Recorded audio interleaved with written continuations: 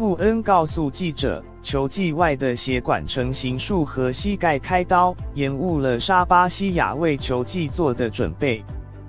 布恩在春训热身赛洋基以5-9败给圣路易红雀后说，一切都进行得蛮顺利的。他已经进行第2次牛棚练投，我不能期待在开季就看到他。若一切按照计划走，他可能会晚几周回到球场。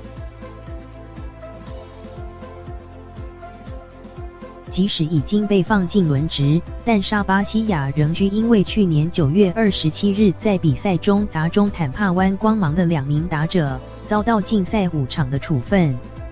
根据大联盟官网报道，沙巴西亚说：“我感觉就像再次面对打者，在打击练习中，或是模拟赛中，或许接下来几周我可以模拟，我会面对打者，一切看起来都很好，没有什么挫折，手臂、膝盖、心脏，一切都感觉很好，就继续努力。”